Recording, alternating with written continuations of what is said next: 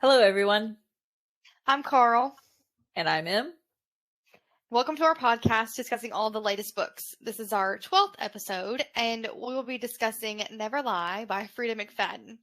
We will be saving our ratings until the very end. We promise to give you all of our honest opinions on all the characters, chapters, and scenarios. We don't mean any harm to any of the authors. This is solely our opinion. As always, we promise to call them like we read them. Period. So please check trigger warnings. In this book, there are going to be several. Homicide, suicide, I believe, is referenced. Mental health issues in general. Different mental illnesses are referenced. Anything else you can think of? Extortion, blackmail. Threats of sexual assault. Yes. Self-harm, emotional manipulation. Yeah, so there's a lot. So as always, take care of yourself, and spoilers will lie ahead. If you don't want to hear how this book ends, please pause here, go read the book, and we definitely recommend that you do, and then come back to this episode so that way you get the full gist of what we're talking about, goosebumps and all. Are you ready to get started? Yep, let's get into it. Also, I just want to add, if you were watching this episode and you didn't watch the last episode, I had surgery. That's why I have a black eye. No need for concern. But I'm going to read a little summary of this book before we begin. So, newlyweds, Trisha and Ethan are searching for the house of their dreams. But when they visit the remote manor that once belonged to Dr. Adrian Hill, a renowned psychiatrist who vanished without a trace 4 years earlier, a violent winter storm traps them at the estate, with no chance of escape until the blizzard comes to an end. In search of a book to keep her entertained until the snow abates, Trisha happens upon a secret room, one that contains audio transcripts from every single patient Dr. Hill has ever interviewed. As Trisha listens to the cassette tapes, she learns about the terrifying chain of events leading up to Dr. Hill's mysterious disappearance. Trisha plays the tapes one by one, late into the night. With each one, another shocking piece of the puzzle falls into place, and Dr. Adrian Hill's web of lies slowly unravels. And then Trisha reaches the final cassette, the one that reveals the entire horrifying truth. I'm so excited for this book. This is such a good book.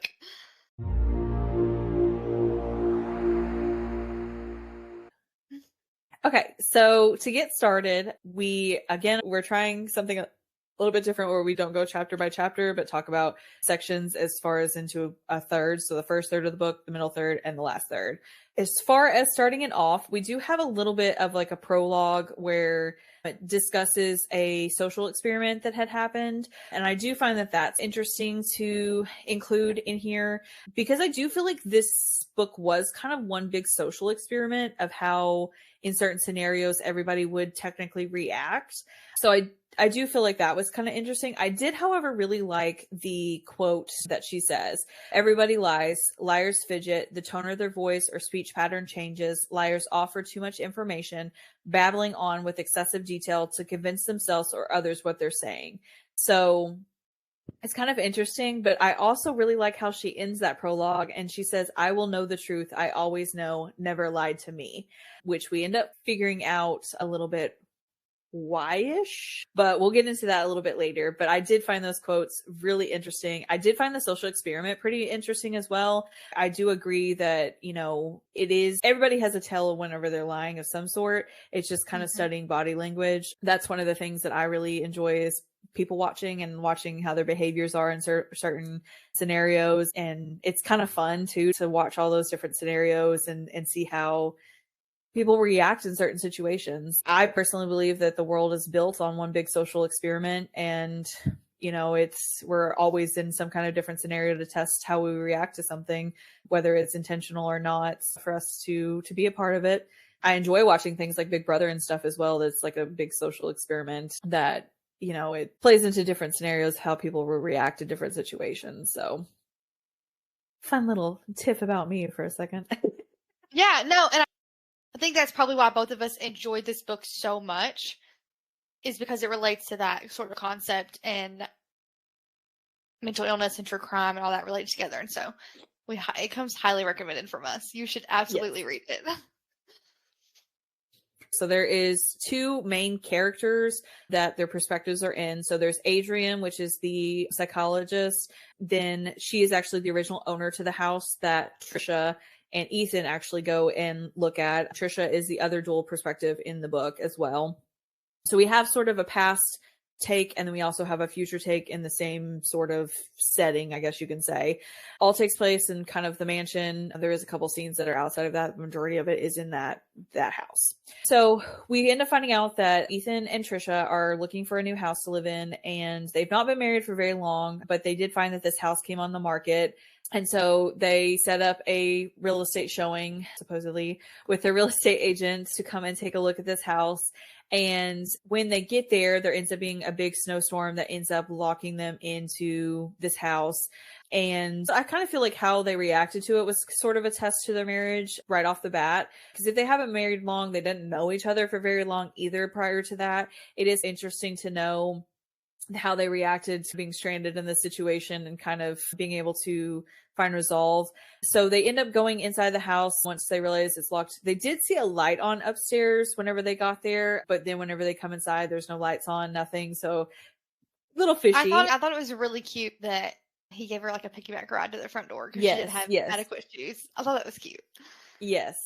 And then once they get inside, you know, he's really concerned with her getting warmed up and everything because they've been standing out there. My first complaint was Ethan kind of brushing off everything like, oh, I'm sure our agent, her car's out in the garage, or, oh, I'm sure like she left the light on the last time she's here, and just different things like that. And even Trisha pointing out like the dust layers, the cobwebs, like our real estate agent would have not had that all there if the footprint, you know, that was the case. Yes, the footprint. Like it was a massive footprint, clearly a man's, and it wasn't Ethan's, and he was like, whatever, he didn't care. And the freshly, like, fresh food. The glass of water still behind the sink. Yeah, and then like his excuse was, oh, well, she must have dropped it off. Why in the world would a real estate agent purchase food to put in the fridge of this house? Like, it makes no sense.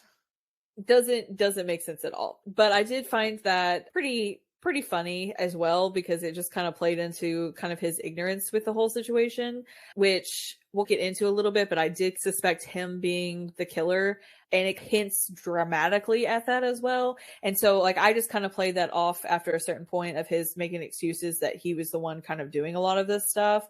But we end up getting to perspective of Adrian, where she talks about how she has gotten her first copy of her book, which is called The Anatomy of Fear, and she writes on the stories of some of her clients. We get her perspective on her book and how her agent Paige writes or drops off the book. We kind of get this cold perspective from her as well. She's very isolated, very cold to Paige. She doesn't want her there very long. She just wants her gone. She instantly fires her over just a small comment that a normal person probably would have easily brushed off. But we get this little bit of a perspective, which I'll later kind of go into my thoughts on that perspective. But I did find it funny that she just was very isolated out here in the middle of nowhere. Well, and so there's just something I want to read from the scene where we meet Paige and she comes to the house. And so Paige tells her that she should get a security system. And she says, I don't want to come here one day and find you murdered. And Adrian in her head is thinking, statistically, this is what she says. So statistically, the risk of such a thing is low. Less than a quarter of all homicide victims are female. Most of those women are young and low income. And then Paige adds, or get a boyfriend. And then in her head, Adrian is like, okay, up to 70% of females who have been murdered were killed by an intimate partner. So in actuality, her suggestion to get a boyfriend is not only highly judgmental and insulting, but would only increase my risk of meeting a violent end. I thought that was funny. I was like, how are you going to tell, I don't know. I think because my mind sort of works that way. Like, I actually really, really like Dr. Adrienne Hell, even though we find out she might be a little crazy too. I loved her perspective and getting to hear her thoughts in her head too. I love that we got that, because she's constantly thinking like from a psychiatrist's point of view, from a psychologist's point of view. And it was just really cool to see that, because my brain, I literally said out loud to myself when Paige said, or get a boyfriend, I was like, that would make it worse. Like that increases her risk. And then lo and behold, that's what she says next. And I was like, okay, we're on the same page here. So I really liked Adrienne Hell. even though she ended up being crazy. Well, and we do get back into Trisha's point of view, and that's whenever they discover the glass and they start going around looking at the different rooms in the house to see if there's anybody in the house, which I kind of would have done that anyways when I first got there. I wouldn't have waited to like make a sandwich and then go explore whenever Especially I because see it's a the light. cup. Yes, especially when it was on and then it was off. Didn't quite make sense there. But all the rooms are empty. They end up discovering her office, which I just imagine as this giant library room that just had a couch and a chair in it and like a little desk against the corner. But I found that room being where she did all of her sessions. It seemed like an unusual space. I don't know. It feels weird to have a session in a library. You know what I mean? See, and I didn't picture it as a library. I mean, I know she had bookshelves and she had books on those bookshelves, but she had bookshelves in her living room. So I didn't picture it as a library. I pictured like a little bit of bookshelves filled up, but I pictured like a big, nice wooden desk that had a big fancy chair and this fancy leather couch where she would bring her patients in, and more of almost like the bookshelves were supposed to like humanize it more and like make it less serious, or is that like a more homey feel rather than such. So I didn't picture it necessarily as a library in my head. Yeah, to me, it just seemed like an old library. But that perspective does make a little bit more sense that it would be like a homely kind of feel. When they kept emphasizing all the bookshelves, that's all I seen was just like a giant room of a library. But to just have like a few bookshelves full of books and then just kind of more so an office setting, yeah, that would make more sense. But they emphasized too much for the bookcases for me to picture not a library. Yeah, well, and I got tickled them talking about like how fancy the couch was in the room, and I'm thinking, you've got all these strange people coming over to your house, and you're gonna buy them a nice fancy couch to sit on.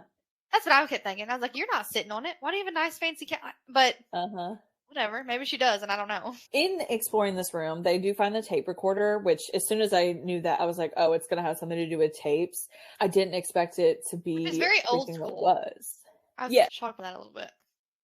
But it doesn't surprise me because she seems kind of cut off from current state of affairs.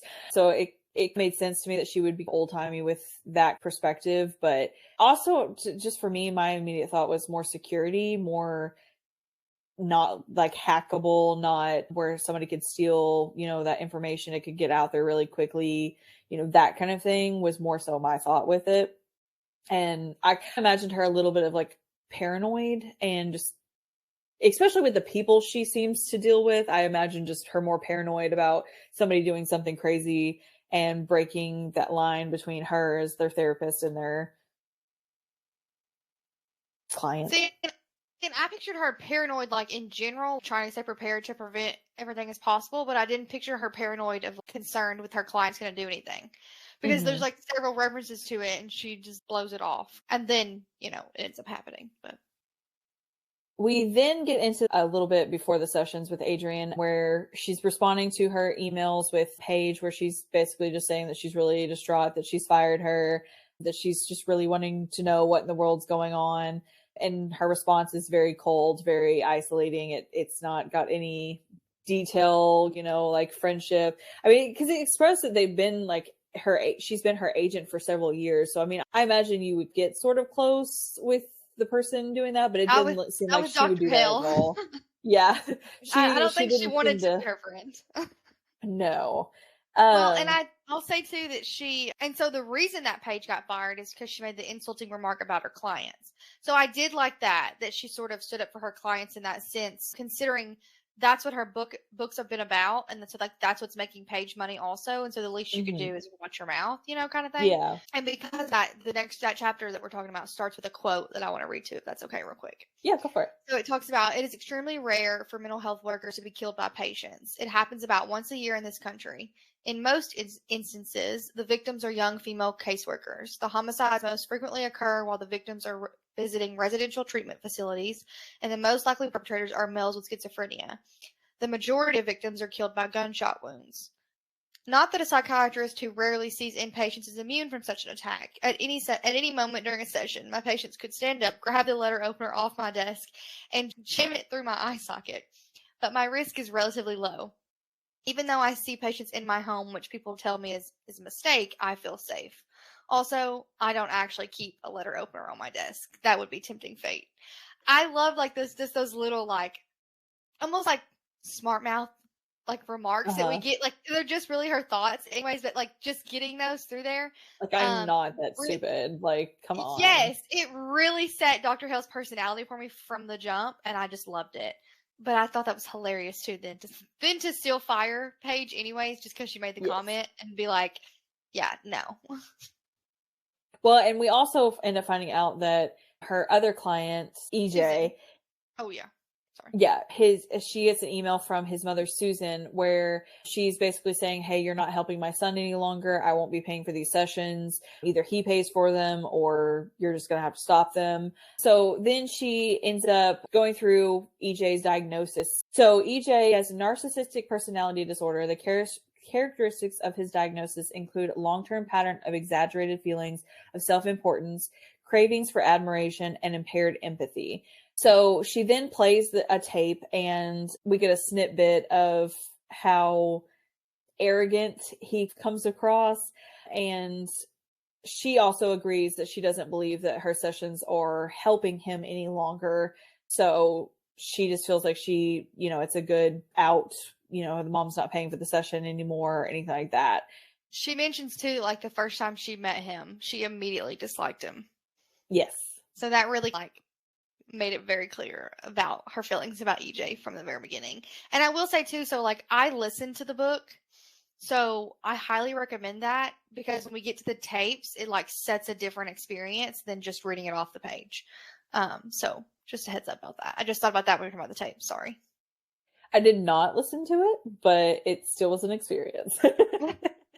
But we end up getting to the scene where Trisha just decides to go to the restroom. And when she gets out, she decides to start looking at the different books to figure out, something to read. And she ends up pulling one of the books, and it ends up coming out that there's a secret room, which honestly, the way they set up the entire description of the house, I was like, how did nobody think to look that there was a secret room anywhere?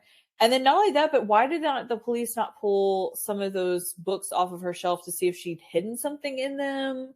Or, you know what I mean? I feel like if they really did an investigation into this, I feel like there was a lot of lacking that they should have covered a lot more. Because even the tape recorder in her office, why was that not taken for evidence? Just there were certain things that I was just like, there's something a little fishy of why they didn't investigate that any further. And I mean, I know we've read a couple books now that had basically where the officers didn't want to do a whole lot into that. So I guess that kind of plays into it. But my whole thought was just going into, I don't understand why none of this was at least just draw it off the shelves or whatever to find this secret room, to find all this evidence. But so I think part of that might be because she just disappeared. So without a body to know that she's been murdered, you don't know exactly what you're investigating, so you don't probably investigate as well. The way they investigated might have been skewed, so it might have been different. I will say, though, I loved that of all the books she could have on her shelf that would open the secret door, that it was The Shining. I love that. Top tier. Loved it. Well, the book that is going to open my secret door is going to be The Chamber of Secrets, but it makes sense. Harry Potter lovers. It does. 100%. I agree. Makes sense. And then when something not so obvious. So we end up finding out that she's pregnant, and then she also, I find it kind of weird that she does keep the tapes a secret from Ethan, which I get it after everything that comes out at the end. But in this moment, my little thought was, why in the world is she keeping this a secret? And her explanation of just because he feels like she's super nosy.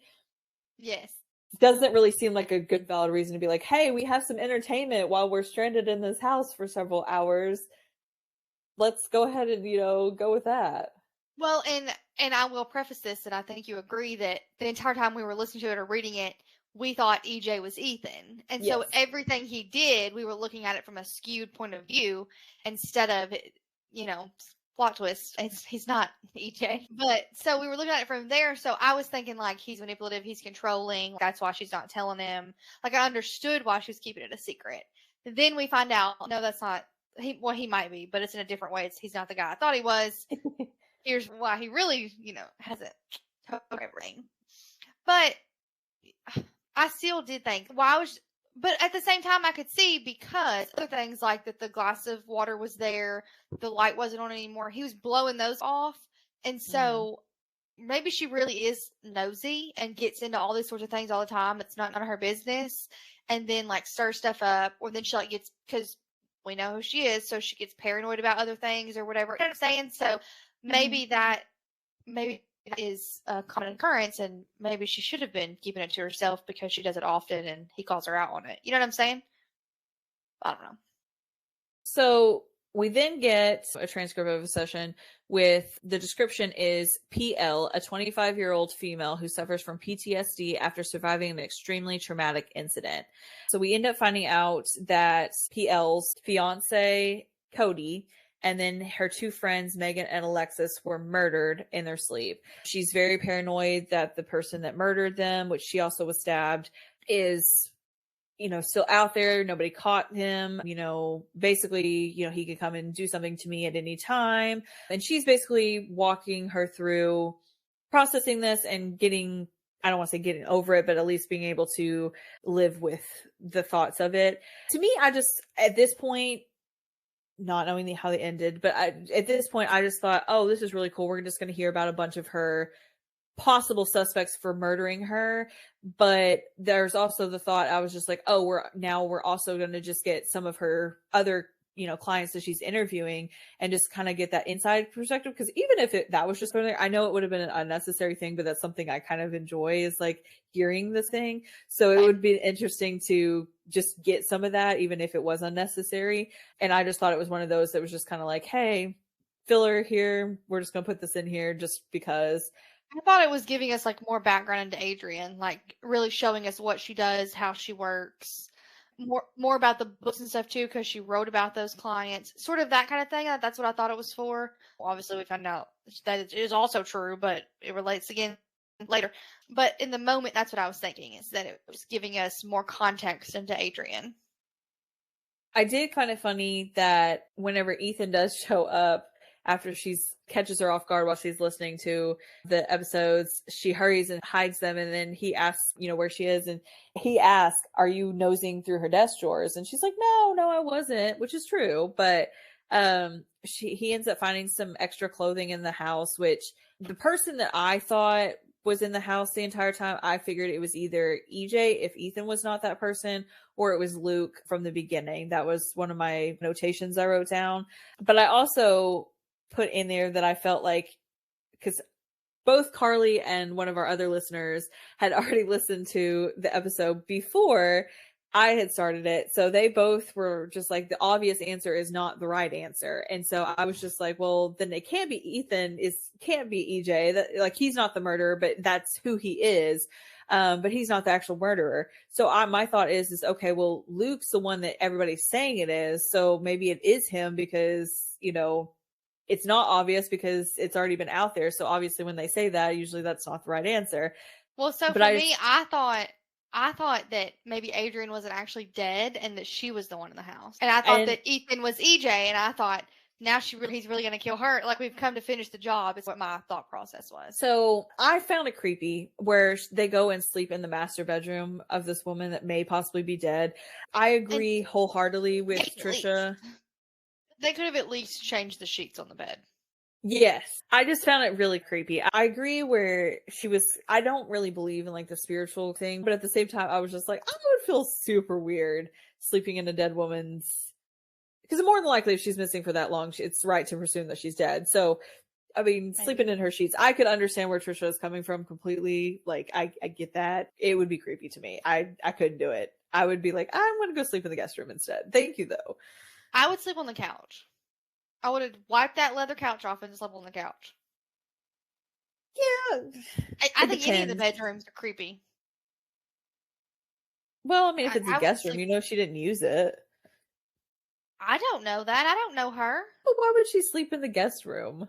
She wouldn't, but somebody else might have. Her murderer might have slept in her guest room for all I know. I guess, but creepy.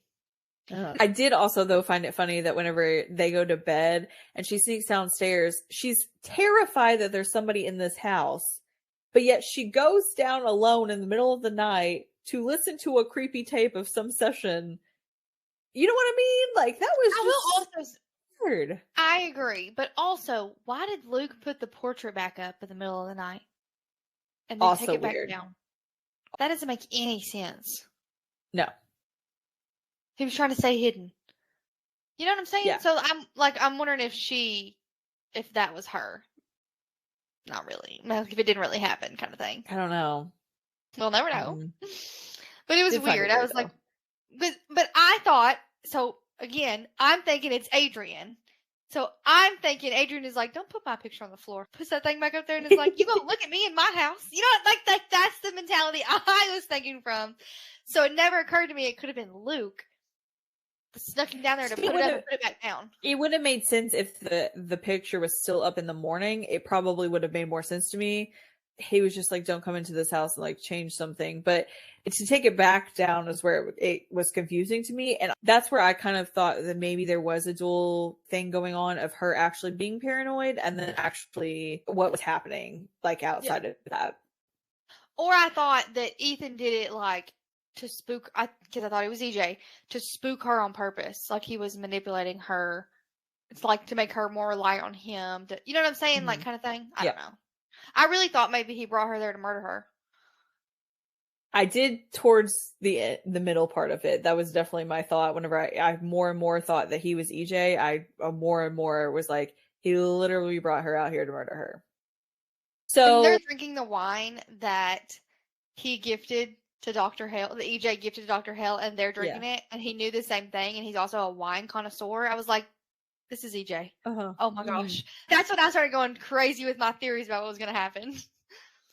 Well, and not only that, but whenever we get to Adrian's perspective, where she ends the perspective after he gifts the wine to her, he really is very threatening towards her. And he's just like, hey, give me free sessions. Like money shouldn't matter.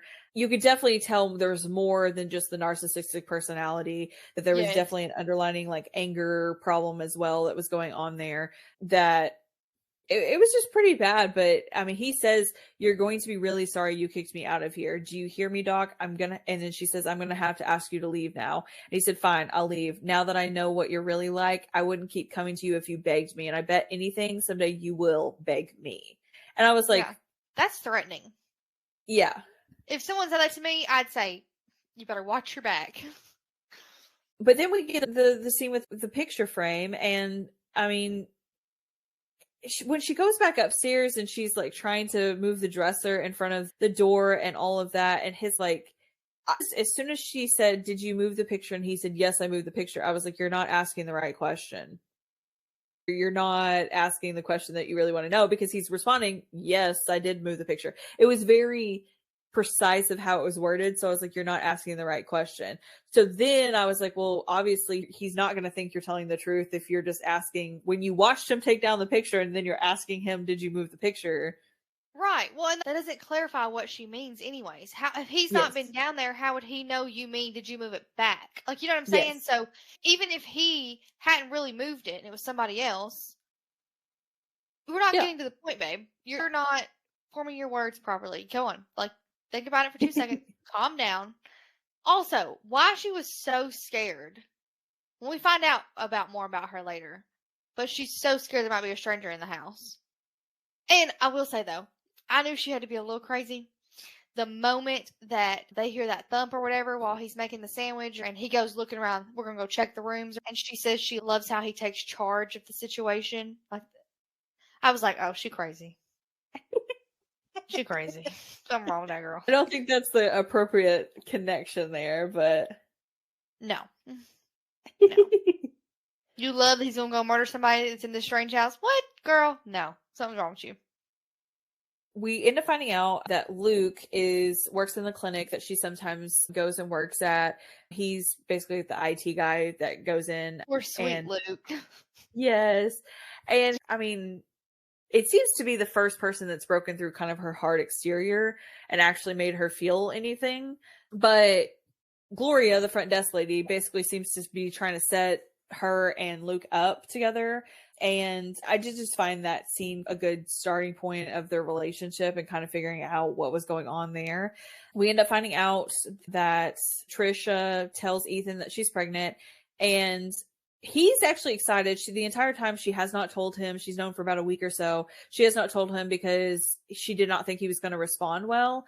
And we end up finding out that he's overjoyed, and he was like, I wanted that the entire time. I just didn't want, I thought you didn't want them, so I didn't want them, which was kind of sweet in this perspective of things, that he was just like, I'll put mine aside so that way you can live a little bit, even though they weren't really actively communicating truthfully to each other. But it was a sweet thought to try to do that. But it ends up clarifying that he did not put the picture back on the mantle. So up to this point, he's been making excuses. But then since the picture's back down on the floor, he just thinks that she's a little cray-cray, because there's no proof that actually was the case. He decides to go out to the car to get some of their supplies out of the car. And it seems like the car's like 2 miles down the way they make it sound, of how long he's going to be gone, multiple times on multiple instances. So I don't know really how far down the road it actually was. But Trisha decides to listen to some more of the episode, or to the recordings. And again, this is another transcript that I just thought was a good filler. So the session was with GW, a 68-year-old widow who suffers from paranoid delusions. So she goes on, she thinks that the son's trying to kill her, the mailman's trying to kill her, the pharmacist is trying to kill her. She just believes that everybody's out to get her. And in the middle of her session, Dr. Hale receives a text, and she cuts the session pretty short, which is, we end up finding out EJ threatening her, because when she arrived at the clinic prior, she ended up slashing somebody's tires, and EJ got the video of it. And he threatens, you keep seeing me, otherwise I'm going to, put this out to the public. And she's terrified that that's going to ruin her career. However, I personally don't think it was that big of an ordeal. And I know Carly and I have already kind of discussed this a little bit. I didn't think that was a big hoopla. I would have said, post it. I'll do it again. Like, all you did was slash one little bitty tire. As much money as she could probably pay the guy off and move on.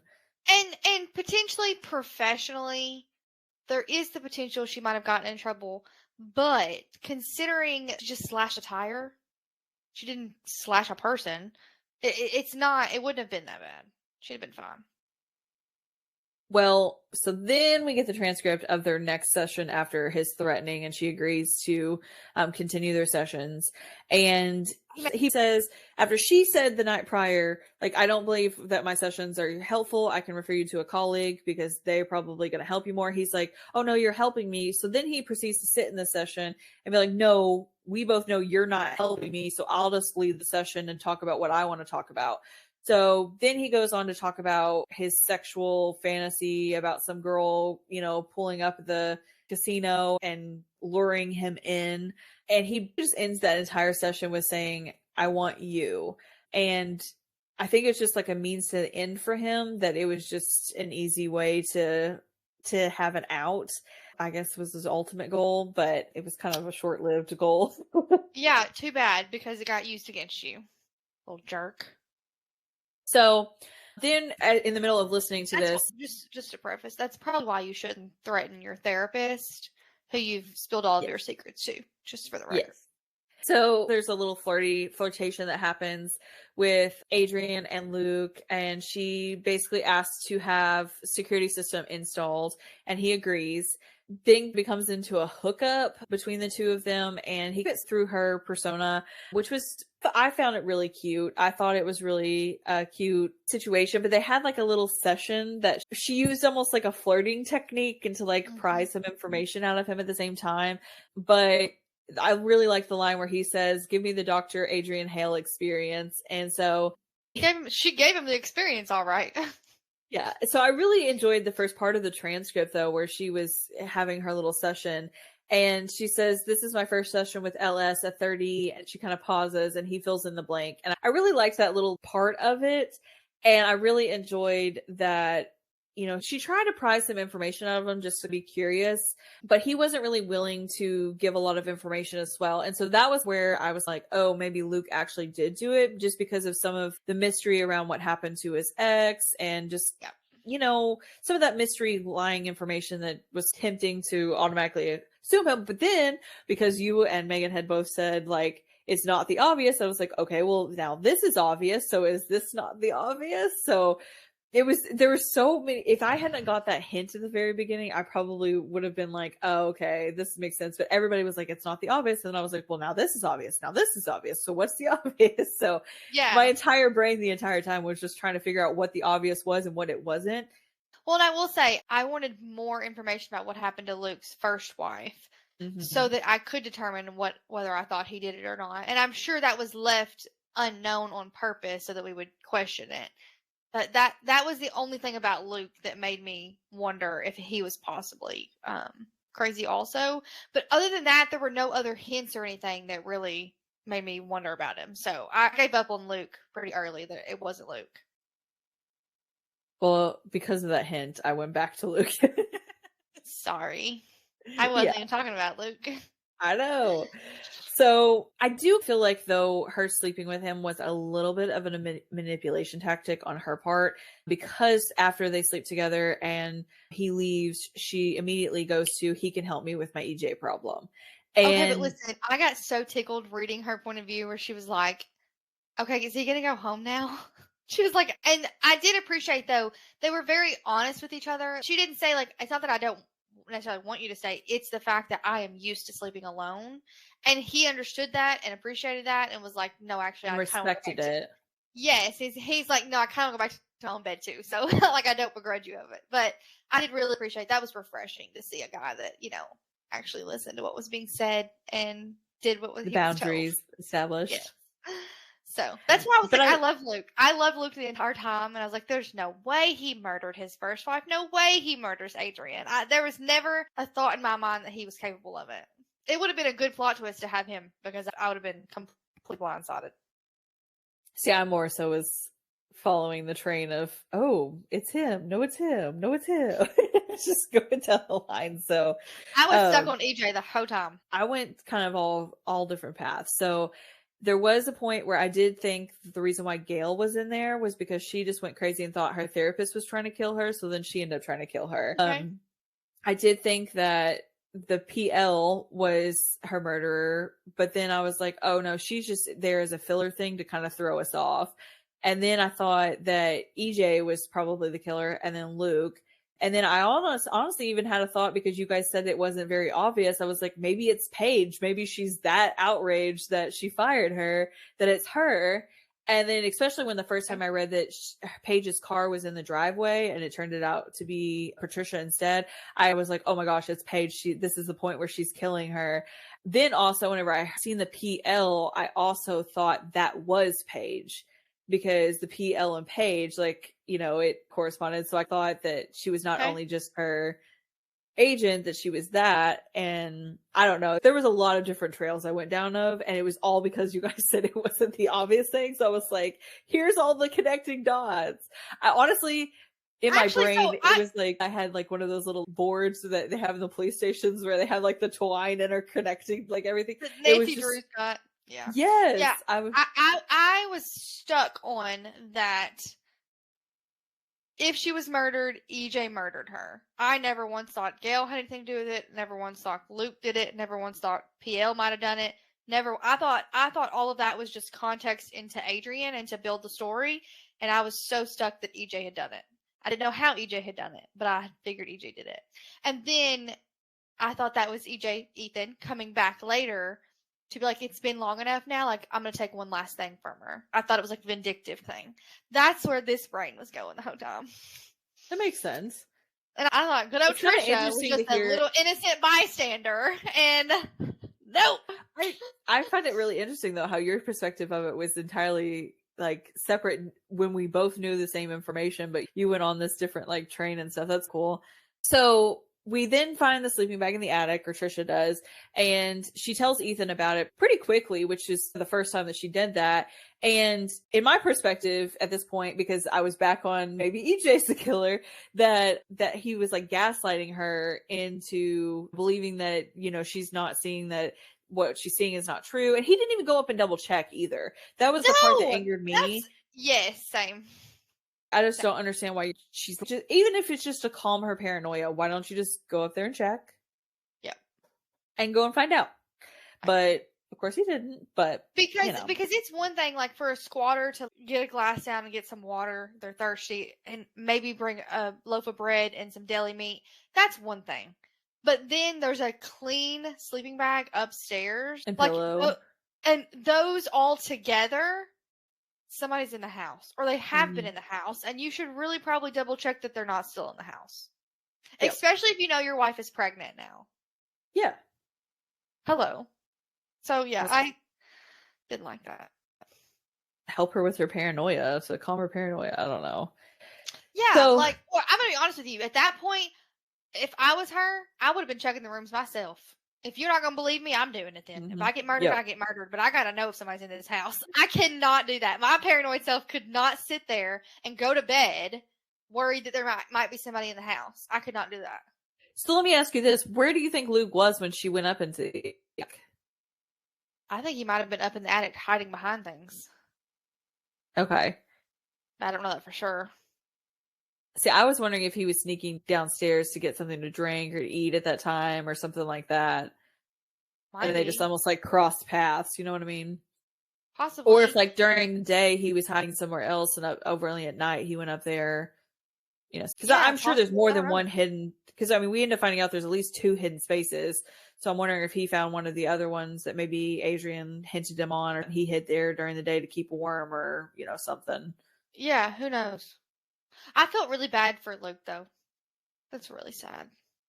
I mean, again, that's another thing with false accusations that, you know, Yep. it still ruins somebody's life, even if it's false. So with another EJ appointment, and we end up finding out that he's expediting his demands from Adrian, asking her for 2 to 3 times a week appointments. He ends up asking her to prescribe him some ox, which I know Carly has some opinions towards that scenario. I just don't understand why she was so scared of him sharing the video of her slashing a tire, but she'll give him a script without the necessity. And then also he tries to blackmail her into having sex with him. And so if she were to have like, those are like 2 of the worst things: giving pills when you're not supposed to give pills, and having sex with your client, whether consensual or not consensual. Obviously non-consensual is way worse. She wouldn't be held accountable for that, but the blackmail, that it changes it. So so there's just like, I would have said, just put the video out, whatever. Take my license if you want my freaking license, but like, you're not, no. Yeah. Why she went to, I have to murder him? It was a I big have jump. no idea. Yeah. It was a big jump. That's what I was like, oh, she's crazy too. Okay. That makes sense.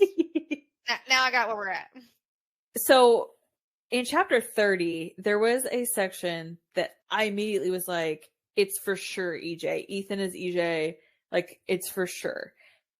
Because, so she talks about having internet, Adrian does, out to her house. Very obviously, she has phone reception, all that stuff.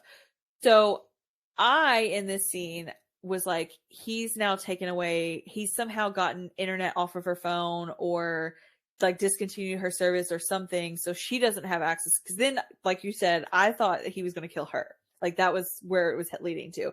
So when he's making Trisha lunch, he makes the comment that I read, that eating the cold cuts not warmed up to kill the bacteria, that it's very serious and she could get really sick while being pregnant, and it wasn't good. And she kind of asked, like, how did you know that? And he's like, oh, I don't know, because he hesitates for a little bit, and he said, I didn't read it today, I read it before. And so instantly I was like, in my note it says he has access to internet somehow, I'm sure of it, because it just, to me, was, and he was always constantly on his laptop, he kept closing his laptop every time she came around. It was just very weird to me that he didn't know, you know, like, how did she have internet and phone service out there if you didn't? I understand like the storm and everything, but even then, if it's hardwired to the house, how is it completely off? I don't know. There was just a lot of stuff I was just like, this doesn't quite make sense. And then he got so offended and like slammed the knife down on the countertop and stuff whenever she starts quizzing him. I felt like it was just like buildup of, oh, she questioned this, then she questioned that, then she questioned this, and it was just like, oh, I'm getting caught now. And I literally, like, the next couple scenes, I expected him to be like, stabby, stabby. Yeah, I did too. Like, or like at least threaten her. Like I expected him to like pick up the knife and be like, if you don't stop, I'm gonna gut you. Something crazy, you know. I don't know. But I also found it weird that he kept insisting on living there, even though she didn't feel good about living there. I did find that kind of a little weird. I was like, that's why I thought it was EJ. I thought it was a vindictive. I know. Well, I thought it was sort of like a sociopathic thing, like almost like he needed that connection still with Adrian. Now that she's no longer alive, he needed to be close to her still. I just really thought it was kind of one of those scenarios. So I found that where I was headed. And then I was like, but in my back of my mind, I was like, you guys said it wasn't very obvious, so it can't be him. I was just like, but then I thought, well, maybe the obvious thing wasn't that Adrian ends up dead, that Trisha ends up dead instead. So that's where, like, all of a sudden, well, maybe that's the not obvious thing that we're leading into. And this, like, maybe starts leading into that, where the obvious thing does become obvious, but not in the obvious way, if that makes sense. Sure. But I also find it weird that she can't be honest with him either and say, hey, you know, I just don't want to be here. She just continues lying to that point. And I get it, maybe just like to not start a fight where you're stranded in the middle of nowhere, maybe. But that was the only thing that made sense to me. Yeah, well, but even she says, like, oh, where did that thought come from? Why am I scared to tell him? And why did I have that thought? You know, whatever. So she even says it to herself to question, like, am I scared of him? Almost, you know what I'm saying? So there are other things that is like she's going to come to the realization that he's abusive in this abandoned house, and that's how she dies. That's what I kept thinking. Is that where we're going? We're not. And quite frankly, if he was, she probably would have took him out first. So, I mean, that's not where we're going at all. But she had I never once thought she had anything to do with any of it. Ever. No. I thought she was totally innocent. Like, innocent bystander is what I thought she was. The next part was the session where PL ends up gifting the painting of Adrian to her. That was my next thought. That's why I thought the PL story was all there is to relate back to where she got the portrait at that point. So, like, I didn't think anything further after that. It was not even crossing my mind that there was any other involvement. So we end up skipping to the session where she's talking about the painting and everything, and PL does say that she's very distracted and she's not really paying attention to the session. Well, then afterwards she asked Luke to help her delete the EJ video, which again, I do feel like she was a little manipulative in the first place of hooking up with him, and that was her reasoning of why she was with him. She manipulated him into helping her. By like, she did. I love you, and I need your help, and you're the only one that can, like, those sorts of things. I didn't think she was doing it when she slept with him, but at that point, when she asked for his help and he didn't really want to, at that point, I did think she was being manipulative.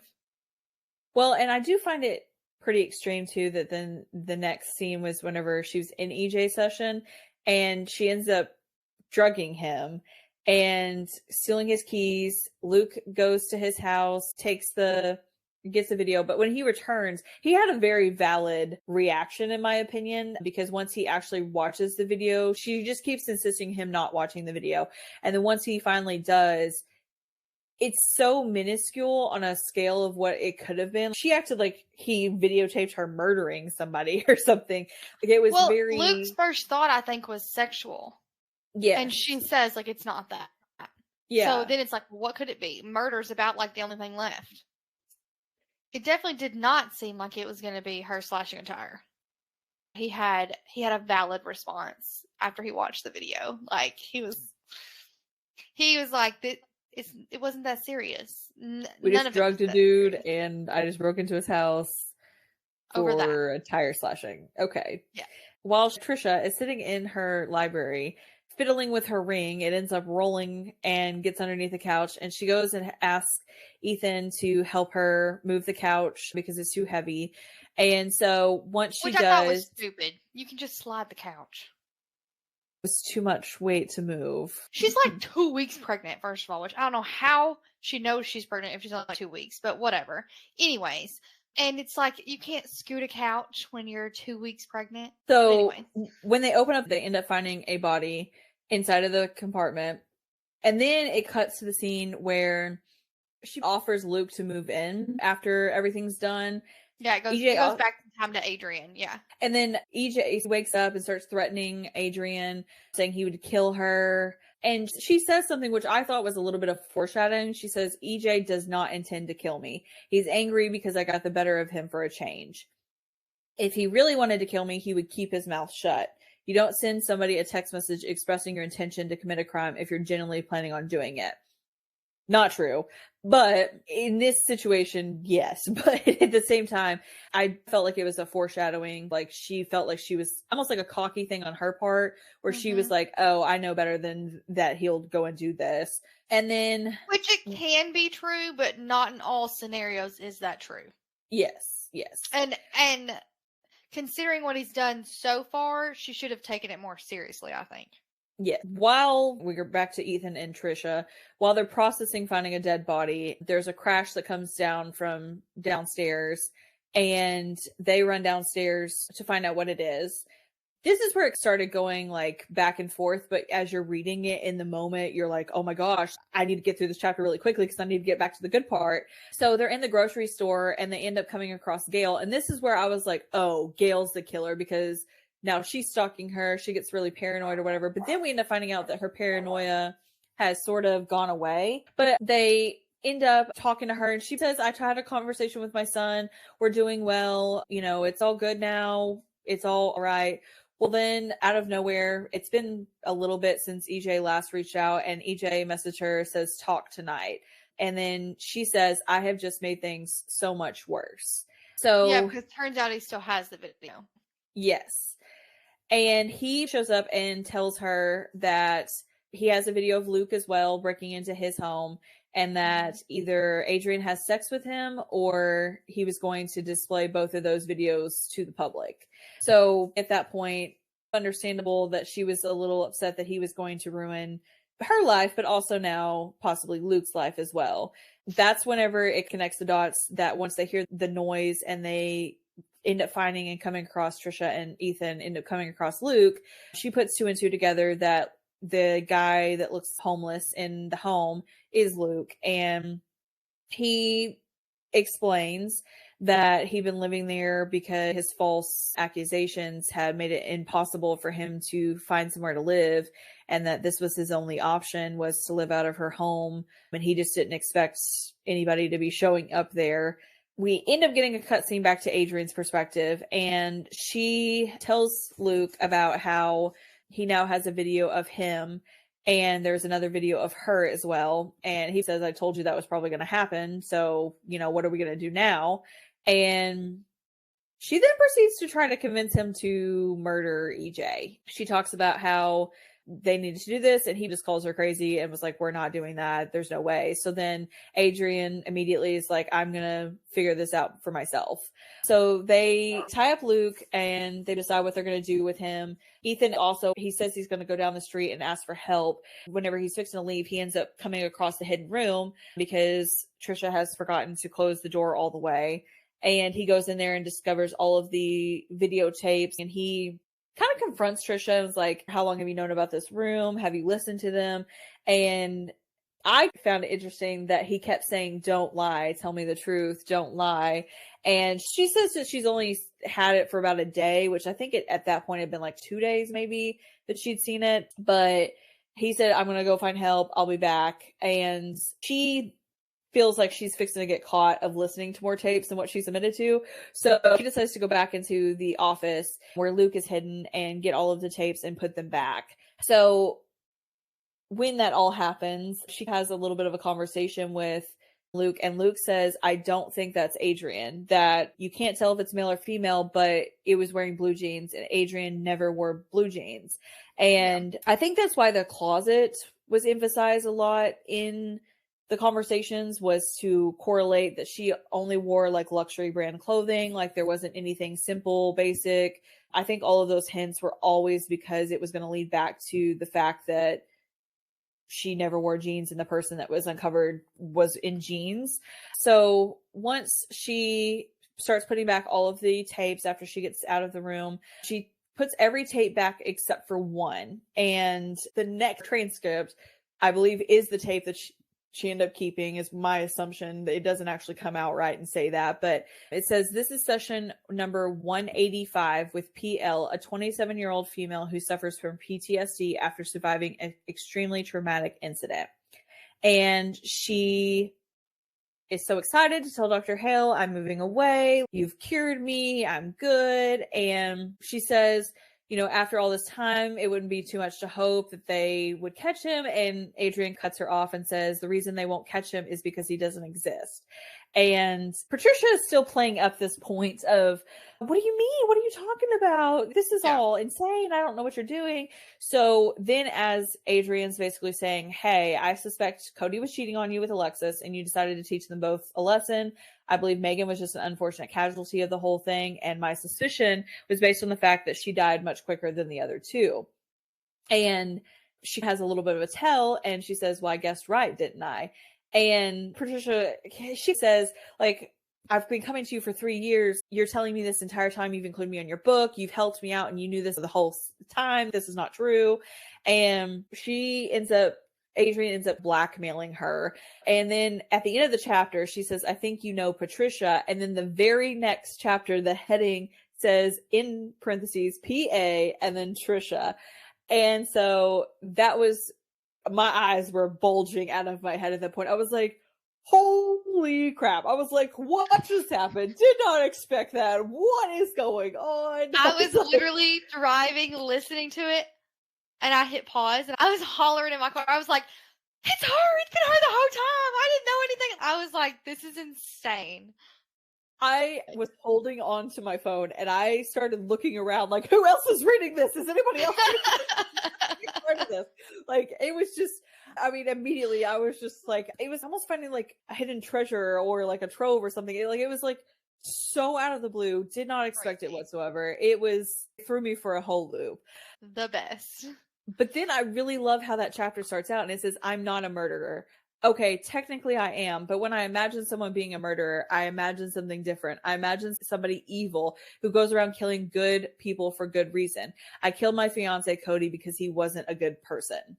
She proceeds to talk about how she found out that Cody was cheating on her with Alexis and they were dumb about it. And I find it interesting that the text message that she read is where Cody stated to Alexis, she's not the most stable person in the world. So I wonder if she was already kind of, you know, had those situations. Probably. So I just found like all of that just so crazy. And she said, I had to do what she asked me. I had no choice. So then in my mind, I'm almost reading that as she's blaming Dr. Hale for her having to murder again. I do find it funny that when she goes to lure EJ, or Adrian uses Patricia to play out his fantasy, and she ends up kidnapping him, drugging him, getting him to come to the house. She's taped him up, and I really enjoy that the thing that Adrian says, which at this point, then now looking back, I'm like, there's possibly some underlining thing with Adrian that happened the entire time. But I really enjoy whenever she says to EJ, I don't think we're going to be spending that much time together. You're going to be spending a lot of time alone, as it turns out. And then at the very end, she says, goodbye, Edward. And I was like, oh. Yeah. So Ethan's not EJ. And so she ends up trapping him in the hidden compartment where we find the dead body, and she tapes the floor so that way it cuts off his oxygen supply, and he ends up dying. And Trisha says, I didn't know for sure that Dr. Hale was going to kill him. And now looking back at this, you know, whole thing, I didn't expect her to kill him. I was like, oh, well, maybe that's the twist. It's not Adrian that's killed, and this is now what it is, because I didn't expect Adrian to be a killer.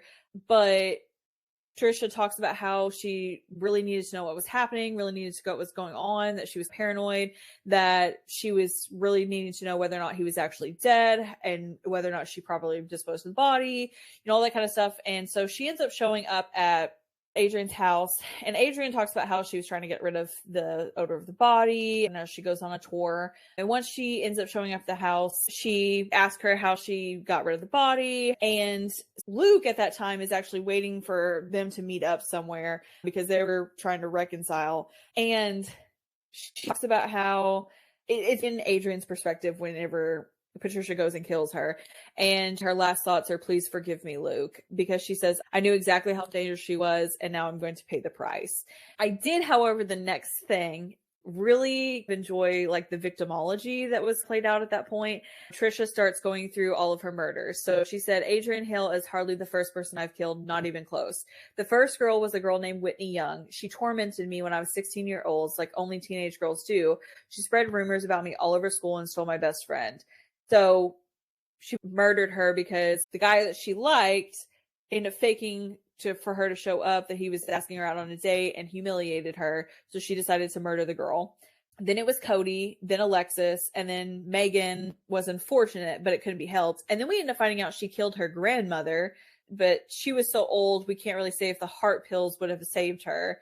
And so she ended up as a total of 6 that we know about that she had killed. She talks about where she hides the bodies, what all happened after she went and disappeared. Now there's, potential of a problem with Luke. So as soon as Ethan comes back, because he goes down the road, like I said earlier, and was trying to flag down help, I was curious whether or not he actually tried to flag down help or if he just called the tow company, and then once he called the tow company and found out somebody else had already scheduled it, he was like, I'm a little suspicious here, and ended up coming back, because it does express that he took a little longer than expected and things like that. I don't think he thought anything of the tow company. I think he was confused, but I don't think he realized it was her. But I think it does say he didn't call the police, that he was going to suggest they call the police tomorrow. Yeah. But that's because he wanted to get rid of those tapes. Yeah, I do find it weird, though, that, they're both okay with sleeping in a house with a dead body for the night. That was weird. That was a little sketchy, but again, they're all crazy. They're both psychopaths, probably. It is further confirmed whenever they decide to get jiggy with it after he comes back and he's just like, oh, let's distract. However, then afterwards, whenever they come downstairs, Ethan is trying to burn tapes in the fire. And turns out the initials on the tapes was GW.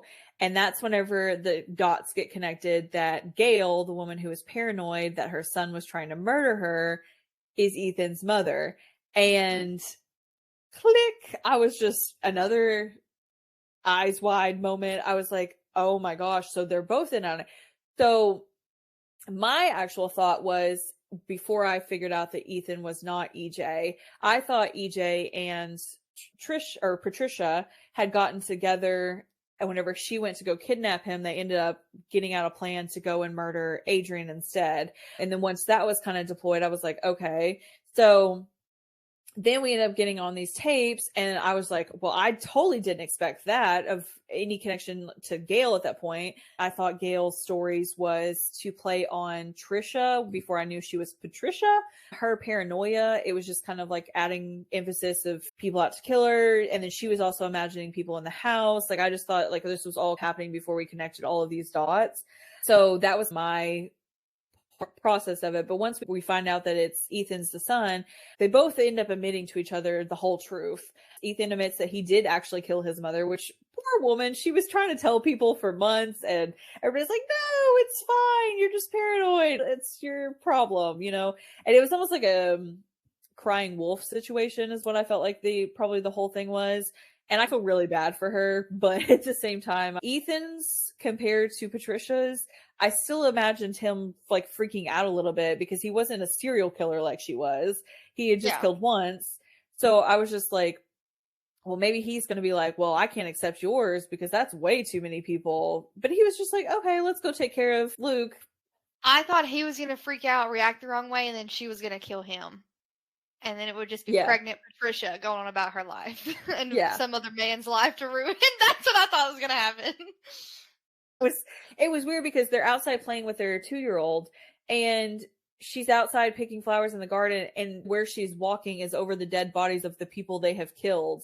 Yeah. And They fertilize that soil. Yeah, it was so weird. I was like, why? They could have at least buried them in the backyard where they're not. But it's almost like that was their way of like showcasing their trophies in a way where only they knew where they were. And so they were just like comfortable with that. But it was so weird. We end up finding out she's pregnant again. But she says a part which is really demented, but she says digging his grave was harder than killing him. Ethan took care of both counts. I've never found him sexier. And I was just like, she needs help. yes. But at the same time, I got to thinking, I was like, man, some of these other books where the men have like been willing to kill for their women, I was just like, that's so hot. So like okay, listen, that's when it's like a dark fantasy and it's not supposed to be real life. This is supposed to be real life, so you have to keep them separate, okay? Because I'm not going to lie. I was thinking the same thing. I was like, I've actually probably read a book before that had a similar line and I liked it. I don't think I'm supposed to like that. That was the entire time I was reading that. I was thinking that. I mean, I will say also, though, the theory of a man being so, like, threatening it, but not actually doing it, I think is the part. I'm trying to think of the word. Like, so devoted to you. And, like, so obsessed with you that he would do whatever necessary for you is hot. Now, that doesn't mean you should murder. But I think that's, like, the theory of it. You know what I mean? I felt myself calling myself a hypocrite in the moment.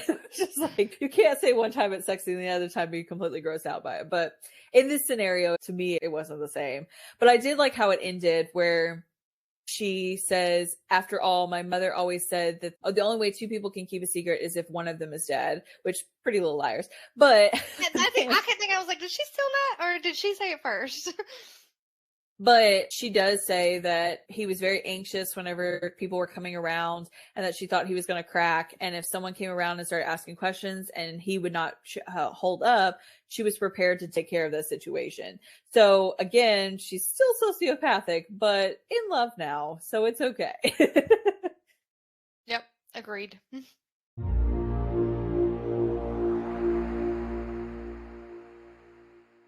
So we've got really interesting stories that happened through this whole thing, but I'm curious to hear what your final thoughts and your rating is to everything.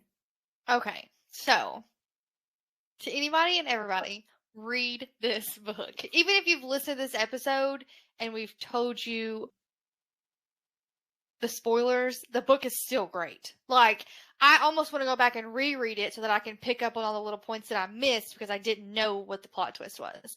For me, 5 out of 5. And I am stingy with my 5, so I'll just say that. This is probably the best thriller that I've ever read. I absolutely loved it. I've told everyone I know to read it. This is great. I'm going to read more by Frieda. I'm super excited to read more about her.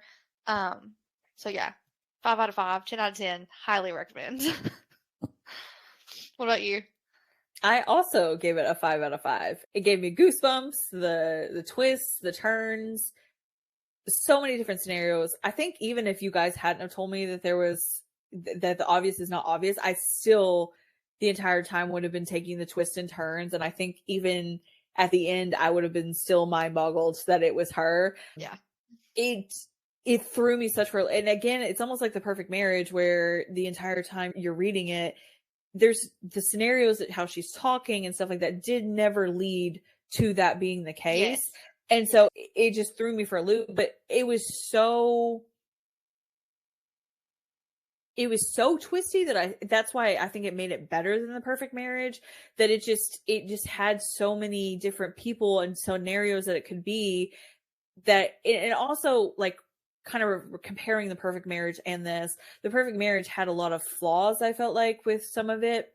Where this one, there was literally nothing I could say that I was just like, why in the world was that in there? Why that didn't make any sense? That was unnecessary. There was several parts that, like, there was sentences that were unnecessary, but as far as like the scenarios and chapters, I personally, even if there was like, extra little things, it would have added more to it because that would have been another maybe client that I could have thought was possibly the murderer, or it linked back in some way or something. Yep. This was beautiful. I mean, to find out it was just all psychopaths that was being read about or wrote about. Like, Luke was the only normal one, and Gloria. Like, they were the only two that were normal in this entire book, and they were so minuscule compared to everything else. I did not imagine all them all being psychopaths, like, at all. I agree. No, and we normally find something to complain about. That's just my personality. And I honestly, zero complaints. I would not have changed a single thing about this book. That's how good it was. 100%. 100%. I really, honestly, I really liked how it was written with transcripts of the sessions. I think that played more into getting into the minds of the people once we started figuring out who they were. Listen, I'm telling you, listening to it was so surreal. Like, because it feels like you're actually listening to the tape, and they do the two different voices. So when you're reading it in your head, if you don't do that, it was so cool. I mean, it was such a good book, y'all. Like, it was so good.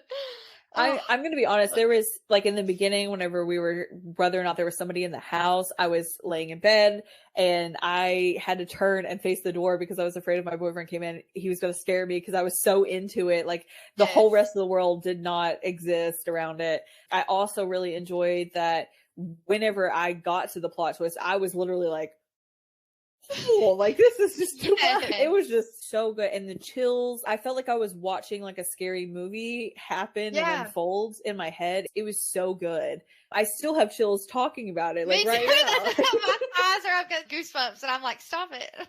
I will for sure. If anybody needs a good thriller, this is 100% the recommendation I will be giving them.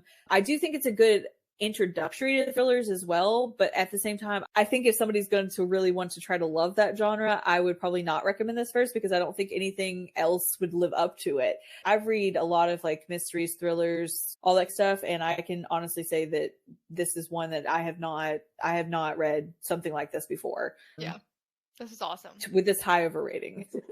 Yeah, no, I mean, literally, I cannot complain. So and that's a real shock. My mother would be very surprised. So, as always, if you liked this episode or any other episodes, please subscribe to get access to bloopers, extra content, and more on Apple Podcasts, Spotify, Patreon, and YouTube. You can also send us book suggestions, comments, or general inquiries to our email at likewereadthem@karlandempodcast.com. You can also check us out on Facebook, Instagram, and TikTok. We can't wait to hear your thoughts on this one. Absolutely excited for everybody to get to the plot twist and read through this and everything. So please let us know your opinions as well, so that way we can enjoy this as much as we did with you. I'm very excited. We appreciate you tuning in and lasting this long with us. Next week, we will be discussing our next book. It's A Court of Thorns and Roses by Sarah J. Maas. And of course, a beautiful copy. So, tune in for our introduction to Sarah J. Maas. It is Emily's first time. I'm super, super excited, if you cannot tell, to introduce her into this world. But as always, read my favorite, so I'm going to read hers. Well, she's not technically my favorite by Sarah, but she's one of them. A favorite author. Yes, a favorite author. That's correct. But okay, so as always, we promise to Karl and Like We Read them. I think so. We both did.